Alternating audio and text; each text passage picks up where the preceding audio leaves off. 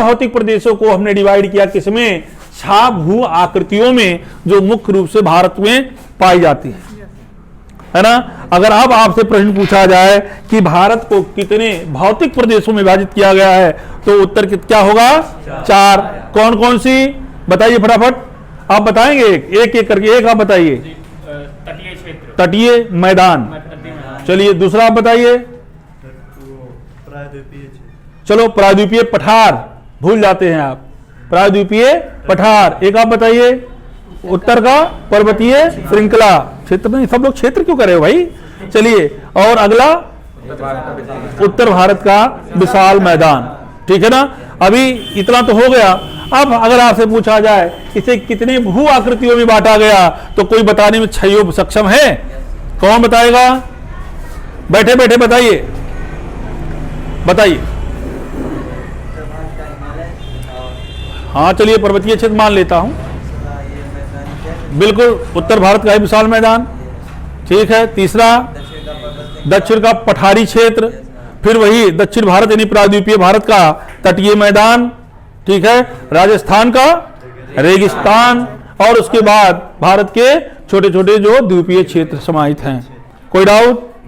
यानी कि आज आप पूर्ण तरह से सक्षम है भारत का फिजिकल डिवाइडेशन करने में, कोई दिक्कत तो नहीं है ना। अब अच्छी तरह समझ चुके हैं।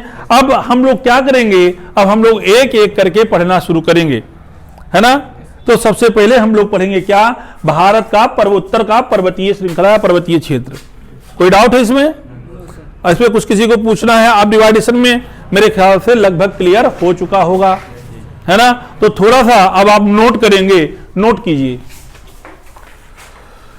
नोट कीजिए। उत्तर का पर्वतीय क्षेत्र, उत्तर का पर्वतीय क्षेत्र नोट कर लीजिए, फिर से नोट कर लीजिए। हाँ हाँ, हेडिंग है। पर्वतीय क्षेत्र लिखिए। उच्च धरातल, क्या? उच्च धरातल कामा हिमाच्छादित चोटियां, हिमाच्छादित मतलब बर्फ से ढकी हुई चोटियां, अपनी भाषा में लिख लीजिए। बर्फ से ढकी हुई चोटियां,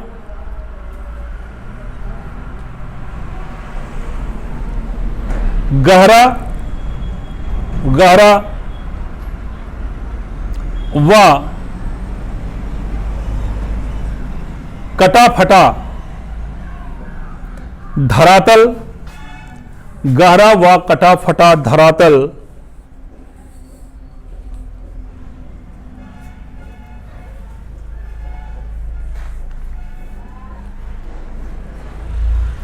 आदि विशेषताएं,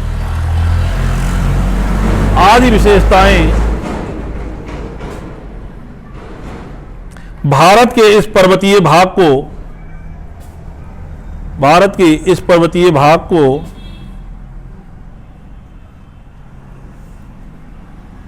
अन्य धरातलीय भूभागों से अलग करती हैं, अन्य धरातलीय भूभागों से अलग करती हैं।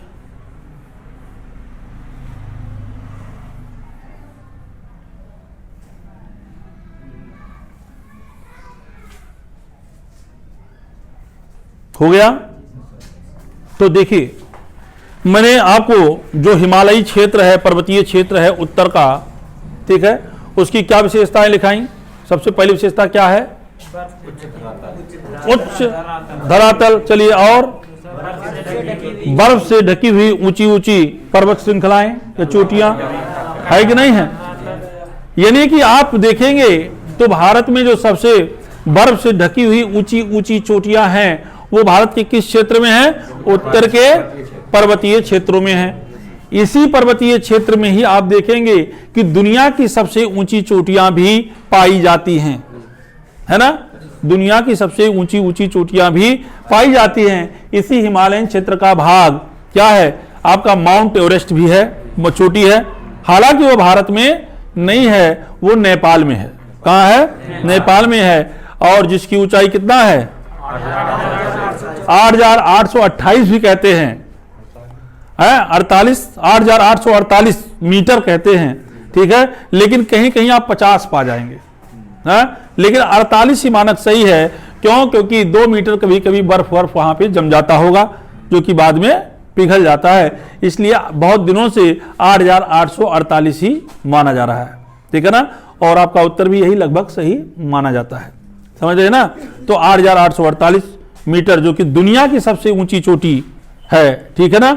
उसके बाद और देखेंगे भारत में भी इसके बाद की चोटियां हैं, है ना, जैसे कंचनजंगा है, माउंट केटू गार्डविन ऑस्टिन है कि नहीं, है नंगा पर्वत है कि नहीं।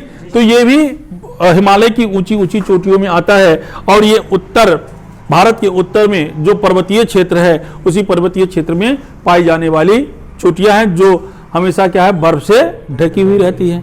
इसकी पहली विशेषता है। दूसरी विशेषता है कि कटा फटा धरातल, यानी आप देखेंगे इसी क्षेत्र में कटा फटा का मतलब क्या है, कहीं कहीं आप देखेंगे दर्रे हैं, कहीं स्थलीय मैदान है, कहीं कहीं खाइयां हैं। तो ये क्या है, ये इसकी कटी फटी विशेषता को दर्शाते हैं। इसकी और भी अन्य विशेषताएं हैं। यहाँ पे तमाम औषधीय पौधे पाए जाते हैं, इमारती लकड़ियां पाई जाती हैं, तमाम प्रकार के मेवे और फलों के बागान भी पाए जाते हैं, है कि नहीं, वी सेब के पेड़ भी होते हैं। तो क्या है, ये उत्तर भारत के पर्वतीय क्षेत्र की विशेषता को दर्शाते हैं, ठीक है ना। अब थोड़ा सा इसकी आकृति के बारे में लिखेंगे कि किस तरह से है। नोट कीजिए, नोट कीजिए। पश्चिम दिशा में अर्धवृत्ताकार, पश्चिम दिशा में अर्धवृत्ताकार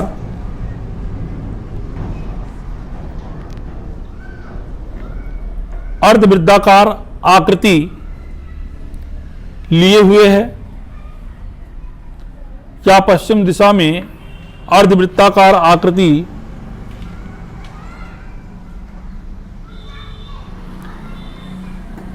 ठीक है, पूर्व से पश्चिम कर दीजिएगा, पूर्व से पश्चिम दिशा में अर्धवृत्ताकार आकृति लिए हुए है, ठीक है। इसकी लंबाई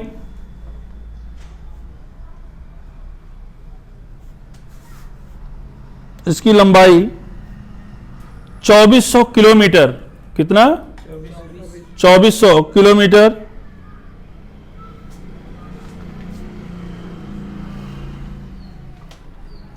किलोमीटर, और चौड़ाई अरुणाचल प्रदेश में लिखाया था मैंने, इसको याद है, अरुणाचल प्रदेश में कितना लिखाया था, 150 किलोमीटर, लिख लीजिए।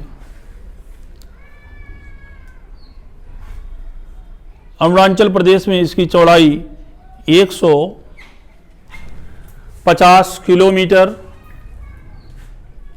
तथा जम्मू कश्मीर में इसकी चौड़ाई 400 किलोमीटर तक विस्तृत है, 400 किलोमीटर तक विस्तृत है।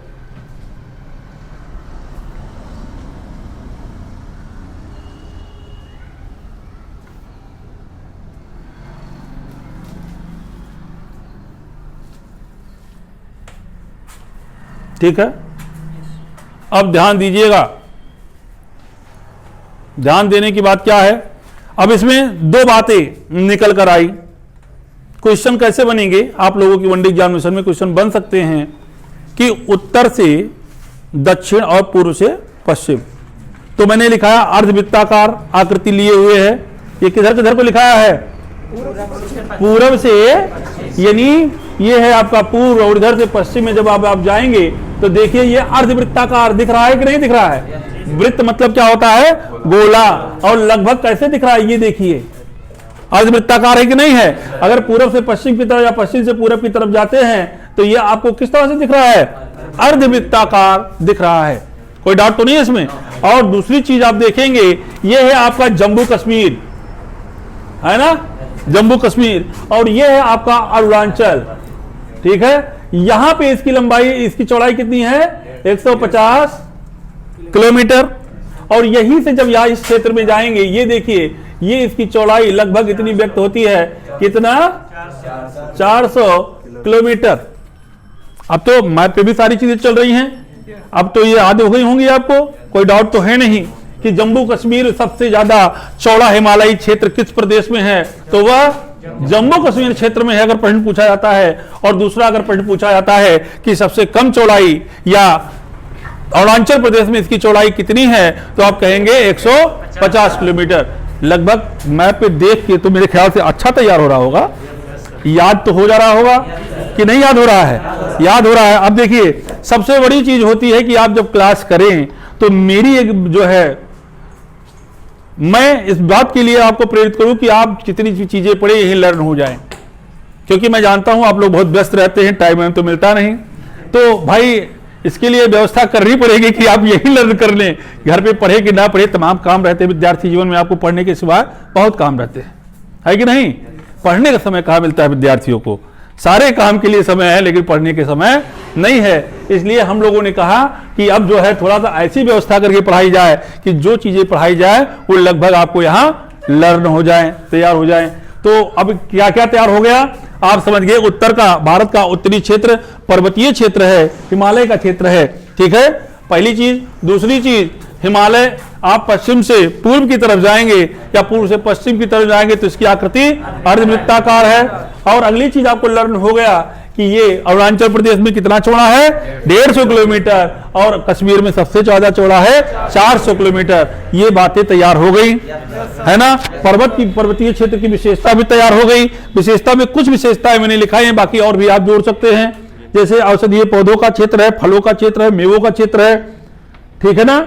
और यहाँ घाटियां भी पाई जाती हैं, दर्रे भी पाए जाते हैं। कोई भी विशेषता आप इसकी लगभग डाल सकते हैं, बहुत सारी विशेषताएं हैं, लेकिन कुछ खास विशेषताएं मैंने इसकी बता दी हैं।